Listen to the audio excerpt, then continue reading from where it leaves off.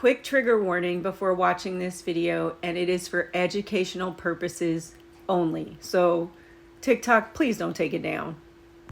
Last week, I ended up watching a documentary about Auschwitz. Now, I've seen lots of documentaries about Auschwitz and the Holocaust. I've watched Schindler's List several times. I think it should be mandatory viewing at this point in time because history appears to be repeating itself. But I just wanted to talk a little bit about what made this particular documentary different for me in this current context we're living in that I wanted to share with you. You can find the documentary on YouTube. That's where I watched it, and it's called Inside Auschwitz-Birkenau. And it looks like History Hit is the maker or the channel that it's on. And there were a couple things that stood out to me. One that just absolutely disgusted me was the story of a wall that the host walked by that is still there today. That was one of the walls for the ghettos, and it sits right up against a kid's playground. But the way the walls were made by the Germans to encapsulate the ghettos, they made them look like Jewish headstones. So these people were basically entombed within their ghettos, and they had the daily reminder that their lives were basically disposable at any time. And to know that that wall is still there is just heartbreaking. But I guess an important reminder so that history does not repeat itself in Germany.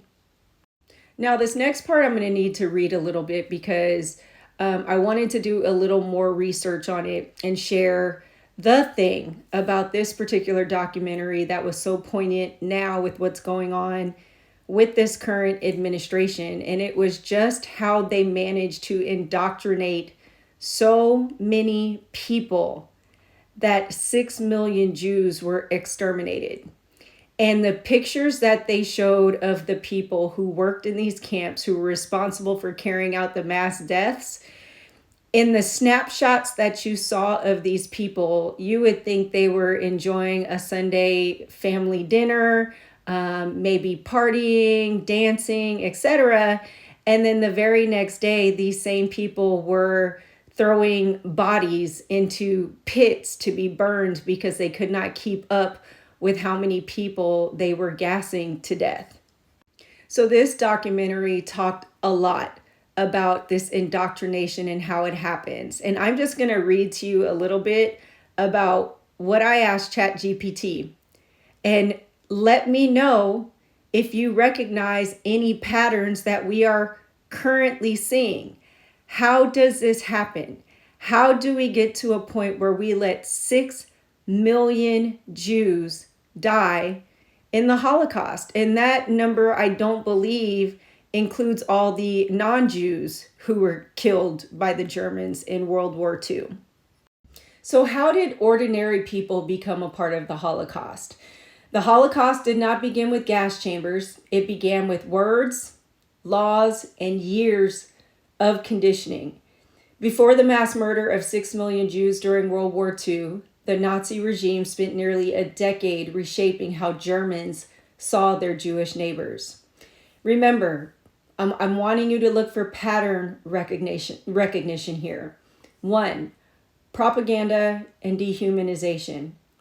Through newspapers, films, posters, and speeches, Jews were portrayed as parasites, criminals, and enemies of the nation. Kind of reminds me of how we're treating immigrants. When people are repeatedly told that a group is less than human, violence becomes easier to justify. That's number 1. Number 2, gradual legal exclusion. Step by step, Jews were removed from public life. Laws stripped them of citizenship, sound familiar? Banned marriage with non-Jews and excluded them from professions. Discrimination became normalized through the legal system.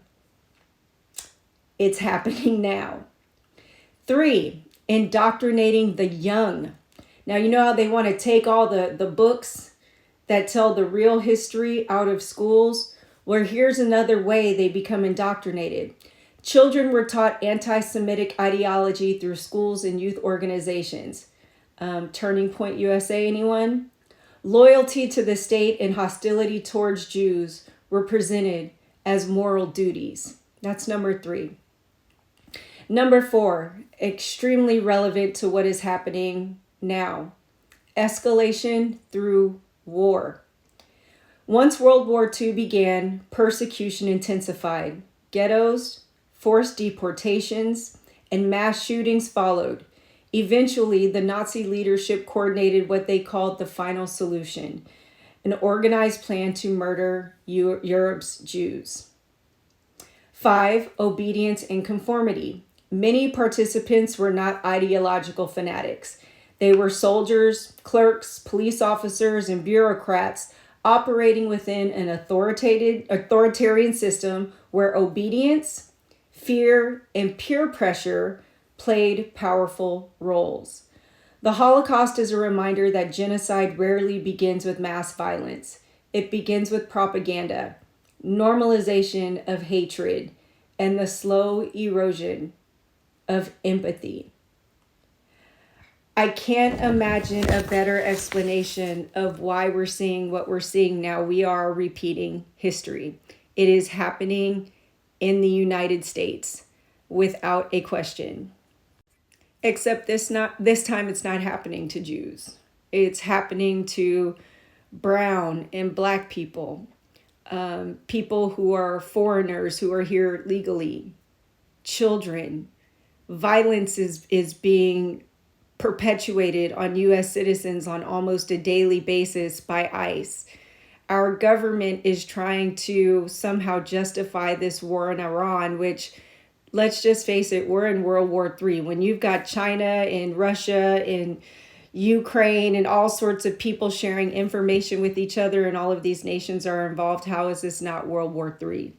And if you're like me, it's happening because of the Epstein files. We had to just go blow some shit up. And what I heard today was that we've got boots on the ground in Nigeria, likely Lebanon, and it doesn't seem like it's going to end anytime soon. So all of those folks who've been indoctrinated, who believed Kamala Harris was the one that was going to get us into all of these wars, when is it going to stop? What is going to be your turning point, pun intended, to understand that you elected a dictator who is going against everything he said he would do? You are part of the problem. And if you don't fucking wake up soon, you're going to be just like those in the SS and the Gestapo who were targeting people and thought they were justified to do so.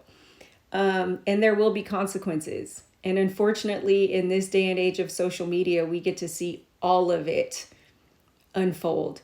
Just a cautionary tale. Patterns. I know Germans have warned us. Germans have warned us that they're recognizing the patterns too about what is happening in our country. I don't know what the solution is. I almost think that we need to implode and rebuild because this system as it is not working and we're never going back to what it used to be. So I don't know. Let me know your thoughts. This one was a little longer than usual, but it was on my heart today and I thought I would share. Highly encourage you to watch a documentary about the Holocaust or Auschwitz, or to even take some time to watch Schindler's List, maybe even watch it with your children. What happened in Nazi Germany happened during our grandparents' lifetimes. There are people still alive who experienced what happened, and our children are not being taught that part of the story. So take it upon yourself, sit them down one night, show them Schindler's List, and let them know about what was really going on during World War II and why we should be doing everything in our power to try to promulgate peace, not war.